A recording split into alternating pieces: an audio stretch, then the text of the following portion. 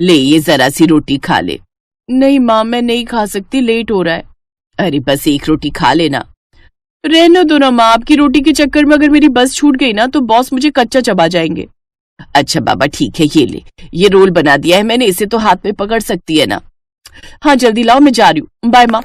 ये कहानी है रोमिता की, जो अपने माँ बाप की इकलौती संतान थी। उसकी माँ नम्रता और पिता नरेश ने उसकी पढ़ाई लिखाई में कोई कसर नहीं छोड़ी थी और रोमिता कॉलेज टॉप करने के बाद अब एक आईटी कंपनी में जॉब कर रही थी। फिर उसी शाम, माँ आप पापा की बीवी हो, मेरी नहीं। रोज ऐसे बैठकर मेरा इंतजार क्यों करती हो आप? सो जाया करो ना टाइम से। जब तू माँ बनेगी ना तब तुझे मालूम चलेगा कि अपने बच्चे को देखे बिना माँ की आंखें नहीं लगती। अच्छा पर पहले मेरी शादी तो करवाओ या ऐसे ही माँ बन जाओ, बताओ। रुक बदमाश कहीं की, अभी बताती हूँ तुझे। रोमिता हंसते हुए अपने कमरे की तरफ जाने लगी। तभी उसके पापा सामने पड़ गए और फिर, अरे अरे क्या हो रहा है भाई? कुछ नहीं पापा, मैंने माँ से कहा कि मेरा हलवा खाने का मन है, तो देखो ना माँ मुझे मारने आ रही है। क्या नम्रता, हलवाई तो मांग रही है, बना दो ना उसके लिए, इसमें इतना गुस्सा करने की क्या बात है? रोमिता अपने परिवार की जान थी। वक्त ऐसे ही हंसते खेलते गुजर रहा था और फिर एक दिन, नम्रता जरा इधर आओ। क्या हुआ जी? अरे वो लखनऊ वाले मौसा जी है ना? हाँ हाँ, क्या हुआ उन्हें? उन्हें कुछ नहीं हुआ, उनका फोन आया था, रोमिता के लिए एक रिश्ता बताया। कह रहे थे कि खुले विचारों वाला परिवार है, उन्हें लड़की के जॉब करने पर भी कोई आपत्ति नहीं है और सबसे बड़ी बात, वो लोग इसी शहर में रहते हैं। अरे वाह, ये तो बहुत अच्छा रहेगा। क्या अच्छा रहेगा माँ? मुझे नहीं करनी शादी वादी। क्यों भाई, क्यों नहीं करनी शादी तुम्हें? मैं चली जाऊंगी तो आप दोनों का ख्याल कौन रखेगा? तुम रखोगी और कौन रखेगा? अभी तो हमारे हाथ पैर चल रहे हैं, जब हम बूढ़े हो जाएं तो हमसे मिलने आती रहना, और क्या। नहीं पापा, पता नहीं कैसे होंगे वो ससुराल वाले, मुझे कहीं नहीं जाना। ऐसा नहीं कहते पगली, बिटिया तो पराया धन होती है, एक न एक दिन तो उसे ससुराल जाना ही पड़ता है। और पता है जिस जगह से रिश्ता आया है ना, उन्हें तेरे जॉब करने से कोई दिक्कत नहीं है, और तो और वो भी इसी शहर में रहते हैं, तो तुझे जॉब बदलनी भी नहीं पड़ेगी। अब बताओ, अब इससे बढ़कर और क्या चाहिए? रोमिता भी यही चाहती थी कि शादी के बाद भी वो जॉब करती रहे, तो काफी मान मनव्वल के बाद उसने इस रिश्ते के लिए हाँ कर दी और कुछ दिन बाद रोमिता शादी करके रंजीत के घर आ गई। रंजीत एक फैक्ट्री में मैनेजर था। घर में उसके माँ पिता और एक बहन थी जिसकी शादी अभी नहीं हुई थी। और फिर, बहुत किस्मत वाली हो तुम जो तुम्हें हमारे जैसा परिवार मिला। अरे मेरे रंजीत के लिए तो लड़कियों की लाइन लगी हुई थी। अब वैसे ये बताओ, तुम कहाँ जॉब करती हो? मतलब कि तुम्हारा ऑफिस कितना दूर है यहाँ से? मम्मी मैं नेस्टेक कंपनी में सॉफ्टवेयर इंजीनियर हूँ, मेरा ऑफिस यहाँ से ज्यादा दूर नहीं है। अच्छा अच्छा, मेरा रंजीत तो हर महीने 30,000 रुपए कमाता है। वैसे तुम्हारी तनख्वाह कितनी है? 10-15 हजार तो मिल जाते हैं कि नहीं? मम्मी जी सब कट कटा के करीब 40,000 आ जाते हैं। इतना सुनते ही कमला चुप हो गई। रोमिता के जवाब ने उसका घमंड तोड़ दिया था। वो आगे कुछ न कह सकी और वहां से चली गई। लेकिन रोमिता को इस बात का एहसास नहीं हुआ कि जाने अनजाने में ही सही, पर उसने अपनी सास की ढंग से बेइज्जती कर दी थी। फिर अगले दिन रोमिता सुबह जल्दी उठी और अपना टिफिन पैक करने लगी। ठीक उसी वक्त कमला वहां आई और बोली, अरे बहू, इतनी सुबह तैयार होकर कहाँ जा रही हो? मम्मी जी शादी के लिए बस कल तक की लीव मिली थी मुझे, तो आज से मुझे ऑफिस जाना होगा। अच्छा, और लौटोगी कब तक? शाम को 6-7 बजे तक। ये कहकर रोमिता वहां से निकल गई। सच ये था कि कमला रोमिता की जॉब से बहुत ज्यादा खुश नहीं थी, लेकिन आता हुआ पैसा किसे बुरा लगता है, इसलिए वो चुप थी। लेकिन उस दिन शाम को रोमिता को घर आने में थोड़ी देर हो गई, लेकिन आते ही वो सीधा खाना बनाने में जुट गई। उसके बाद उसने सारे बर्तन धोए और फिर, कल से थोड़ा पहले घर आ जाना बहू, ठीक है? अब तुम्हारी शादी हो गई है तो घर की जिम्मेदारियां भी तो हैं। अब हर रोज सारा खाना मैं अकेले तो नहीं बनाऊंगी इस उम्र में, है ना? जी माँ जी। कमला रोमिता को सुनाकर वहां से चली गई। वो अगली सुबह जल्दी उठी और ढेर सारा खाना बनाकर ऑफिस चली गई। फिर उसी शाम, ये खाना तो तुमने सुबह बनाया था ना? हाँ मम्मी जी, क्यों पसंद नहीं आया क्या आपको? नहीं नहीं ठीक है। उस दिन तो कमला ने रोमिता से कुछ नहीं कहा, लेकिन कमला को ये बात हजम नहीं हो रही थी कि रोमिता क्यों इतनी आसानी से सब मैनेज कर ले रही है। फिर एक दिन कमला ने कलेश फैलाने की ठान ही ली और उसी शाम, देखो बहू, मैंने और रंजीत के पापा ने बहुत कोशिश की, मगर हम इतना एडजस्ट नहीं कर पाएंगे। इन्हें गरम खाना खाने की आदत है, समझी? तो कल से शाम का खाना शाम को ही बनाना, समझी? पर मम्मी जी, अब बहस मत करो मुझसे, जो कह रही हूं बस वही करो। अपनी सास से डांट खाकर रोमिता बहुत परेशान हो गई। उसे समझ में नहीं आ रहा था कि वो ऑफिस के साथ साथ घर का काम कैसे मैनेज करे। इस चक्कर में वो ऑफिस में भी परेशान रहने लगी। फिर अगले दिन, मम्मी जी, मुझे आपसे कुछ बात करनी थी। हाँ बोलो, क्या बात है? वो मैंने रिजाइन कर दिया है, अब कल से मैं ऑफिस नहीं जाऊंगी। अरे पर ऐसा क्यों किया तुमने? क्योंकि ये सब एक साथ मुझसे हो नहीं पा रहा था मम्मी जी। ऑफिस के चक्कर में मैं आप लोगों का ख्याल नहीं रख पा रही थी। अच्छा ठीक है, फिर अब जाओ, जाकर मेरे लिए चाय बना दो। अजीब बात यह थी कि जो कमला हमेशा यही चाहती थी कि रोमिता जॉब छोड़ दे, अब वो उसके जॉब छोड़ने पर भी परेशान थी, लेकिन उसने अपनी परेशानी रोमिता के सामने जाहिर नहीं की। उधर अब रोमिता जल्दी जल्दी काम निपटाकर अच्छे से आराम करती। उसे एक ब्रेक चाहिए था जो अब उसे मिल गया था। पर दूसरी तरफ रोमिता के जॉब छोड़ देने से घर का बजट हिल गया था। रंजीत ने रोमिता की सैलरी के दम पर 2-3 लोन भी ले रखे थे, जिनकी सारी किश्तें अब उसे ही चुकानी पड़ रही थी। सिर्फ एक ही महीने में हालत इतनी खराब हो गई कि लोन चुकाने के लिए रिश्तेदारों से कर्ज लेना पड़ गया। और फिर एक शाम पूरे परिवार के सामने कमला ने अपने दिल पर पत्थर रखकर कहा, वो रोमिता, मुझे बुरा लग रहा है कि तुमने नौकरी छोड़ दी। कोई बात नहीं मम्मी जी। नहीं, अब देखो ना, तुमने इतनी पढ़ाई की, इतने साल काम करके तजुर्बा कमाया, और अब तुम घर बैठी हो, और तुम्हें भी तो अपने ऑफिस की याद आती होगी ना। अब तुम एक काम करो, तुम फिर से नई नौकरी ढूंढो अपने लिए, या फिर अगर पुराने ऑफिस में ही बात बन जाए तो देख लो। ठीक है माँ जी, पर वो खाने का थोड़ा देखना पड़ेगा, मुझसे सारा काम तो नहीं हो पाएगा। अरे नहीं, मैंने सब सोच लिया है। तुम सुबह सब्जी बना जाना, बाकी मैं दोपहर और शाम को रोटियां बना दिया करूंगी, और जब तुम ऑफिस से लौटोगी तो चाय भी बना दूंगी। ठीक है? ठीक है माँ जी, जैसा आप कहें।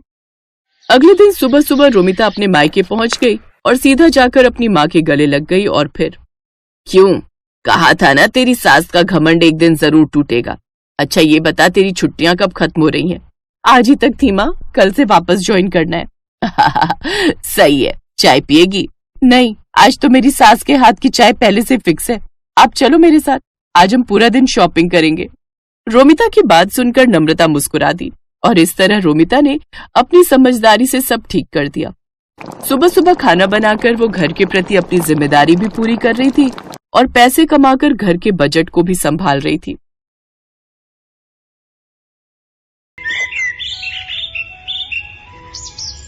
सुजाता देवी के 3 बेटे और 3 बहुएं थी। 2 बहुएं रेखा और उमा अमीर घर से आई थीं, जबकि सबसे छोटी बहू कोमल गरीब घर की थी।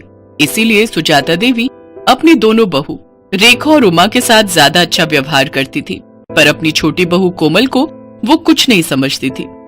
इसीलिए रेखा और उमा भी अपनी देवरानी कोमल की हर समय इंसल्ट ही करती रहती थी। माँ जी देखिए ना, कोमल तो बिल्कुल गरीबों वाली हरकतें करती है। दाल में घी ऐसे डाला है मानो उबली हुई दाल ही हो बिना तड़के की। और रोटी तो देखिए माँ जी, रोटी में घी भी नहीं लगाया, सूखी रोटी आगे रख दी। कोमल इधर आ, मैं तुझे अभी बताती हूँ। अरे तू गरीब घर से आई है तो तू हमें भी गरीब समझने लगी है क्या?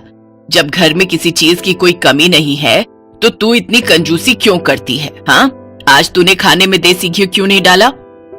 माँ जी देसी घी खत्म हो गया है, जो था वो मैंने यूज कर लिया। माँ जी अभी 2 दिन पहले ही तो देसी घी आया था, इतनी जल्दी इसने खत्म भी कर दिया। कहीं ये देसी घी खुद तो नहीं खा जाती, क्योंकि इसने मायके में तो कभी देसी घी खाया ही नहीं होगा। नहीं माँ जी, घी तो रखा था, पर कल रेखा भाभी और उमा भाभी ने मुझे पिन्नियां बनाने के लिए बोला था, तो सारा घी पिन्नियां बनाने में ही लग गया। अरे अब तू मेरी बहुओं के खाने पर भी नजर लगाएगी? तेरी इतनी हिम्मत? अरे तू गरीब घर की है, इसीलिए तू ऐसी हरकतें करती है। चल जा यहाँ से। रेखा बहू, लाला को फोन कर दे, नौकर के हाथ 5 किलो देसी घी भिजवा देंगे। कोमल रोती हुई रसोई में चली जाती है। उससे अक्सर ही ऐसे अपमान सहने पड़ते थे। नया साल आने वाला था। घर में नए साल की पार्टी की तैयारी चल रही थी। रेखा और उमा दोनों ने ही अपने मायके वालों को नए साल की पार्टी के लिए इनवाइट किया हुआ था। बस कोमल के ही मायके वाले रह गए थे। माँ जी हमने अपने अपने घर में तो सबको बोल दिया है नए साल पर आने के लिए, पर कोमल के घर वालों को बोलना भी रह गया है। कैसे करना है फिर? अरे छोड़ो ना, उन भिखारियों को बुलाने की क्या जरूरत है। पार्टी में तुम दोनों के घर से सब लोग आ जाएंगे। अब तुम्हारे मायके वालों में और कोमल के मायके वालों में बहुत फर्क है। नहीं माँ जी, ऐसा मत कीजिए। मैं तो कहती हूँ इसके मायके वालों को बुला ही लेते हैं। सबके सामने उनका ऐसा अपमान करेंगे कि ये हमेशा याद रखेंगी। कान इधर लाइए, मैं आप सबको समझाती हूँ। रेखा और उमा अपनी सास के साथ मिलकर कोमल के मायके वालों को अपमानित करने की योजना बनाती हैं। बहू, घर में नए साल की पार्टी है। रेखा और उमा के मायके वाले भी आ रहे हैं, तो मैं चाहती हूँ कि तुम भी अपने मायके वालों को न्योता दे दो। इस बार नया साल हम सब मिलकर मनाएंगे। जी माँ जी, मैं फोन कर देती हूँ। अब आएगा मजा, आने दो इसके मायके वालों को। कोमल को जरा सी भी भनक नहीं थी कि उसकी पीठ पीछे उसकी सास और जेठानियां उसके खिलाफ क्या षड्यंत्र रच रही है। 31 दिसंबर का दिन आ जाता है। कोमल के ससुराल में पार्टी की तैयारी चल रही थी। रेखा और उमा के मायके वाले आने शुरू हो गए थे। रेखा और उमा ने रसोई में घुसकर तक नहीं देखा। वो तो अपने मायके वालों के साथ ही बातों में लगी हुई थी। कोमल बहू, मेहमानों को पकवान परोस दिए ना? अच्छे से घी मिर्च मसाले बढ़िया डाले हैं ना? कोई कंजूसी मत करना। मेहमान खुश होकर जाने चाहिए। और तुम्हारे माता पिता भाई बहन सब कहाँ रह गए? बड़ी देर कर दी उन्होंने आने में। वो लोग भी समय पर आ जाते तो पार्टी का मजा ले लेते। जी माँ जी, मैंने सबको खाना परोस दिया है और वो मम्मी से मेरी बात हुई थी, बस पहुंचने वाले हैं। तभी कोमल के मम्मी पापा और भाई बहन आ जाते हैं। नमस्ते जी, नमस्ते। आओ आओ, बड़ी देर कर दी आप सबने आने में। आज 31 दिसंबर की वजह से बहुत भीड़ थी, ऑटो भी नहीं मिल रहा था। बड़ी मुश्किल से ऑटो मिला तो हम पहुंचे हैं। हाँ, मैं तो भूल ही गई थी। वो रेखा बहू और उमा बहू के घर वाले गाड़ी से आए हैं ना, तो मुझे आप लोगों का ध्यान ही नहीं रहा कि आप लोगों के पास तो गाड़ी ही नहीं है और आप लोगों की तो इतनी हैसियत भी नहीं है कि गाड़ी खरीद सको। खैर छोड़ो, आओ आप सबको रेखा बहू और उमा बहू के घर वालों से मिलवाती हूँ। समधन जी, ये कुछ मिठाई लाए थे नए साल के आने की खुशी में। रख दीजिए। वैसे हमारे घर तो वो बड़ी दुकान है ना जो बाजार में है, वहीं से शुद्ध घी की मिठाई आती है। देखते हैं, अगर हमने नहीं खाई तो घर के नौकरों को दे देंगे, उनका भी तो नया साल है। कोमल सब सुन और समझ रही थी।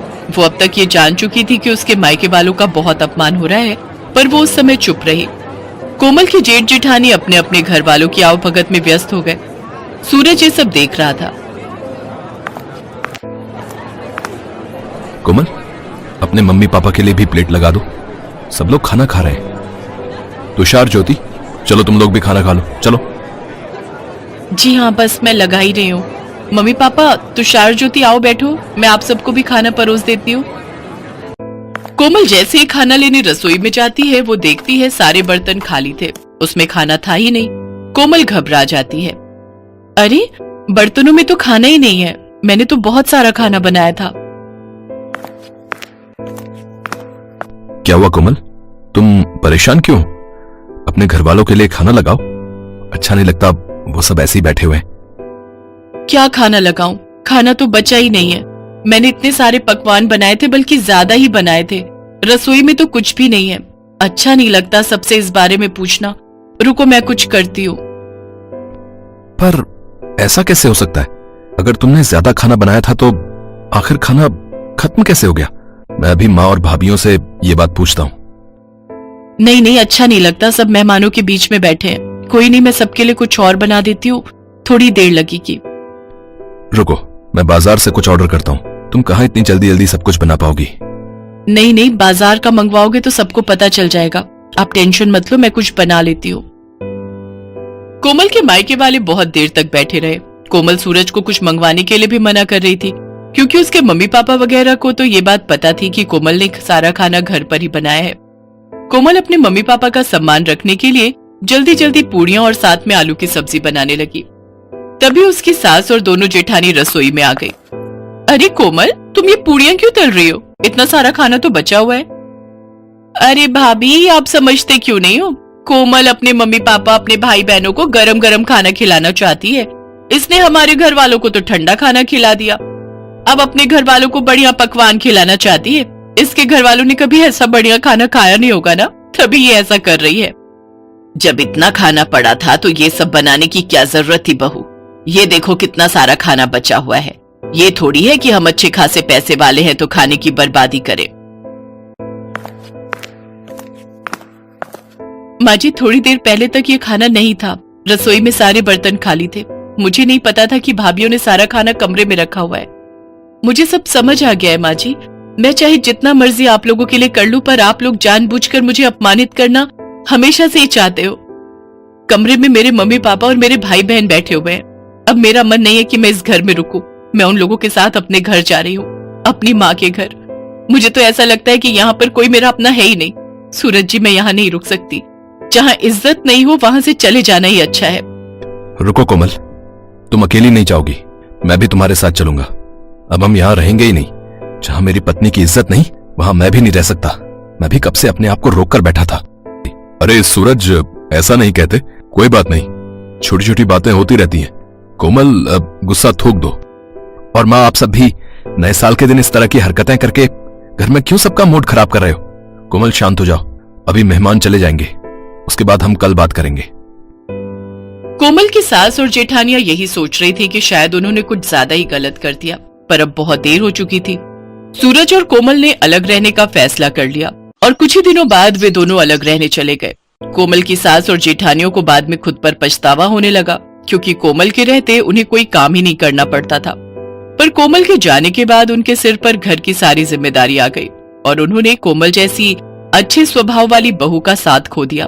कोमल अपने पति सूरज के साथ अपने छोटे से घर में सुकून से नए साल में नई जिंदगी की शुरुआत करती है। Thanks for watching.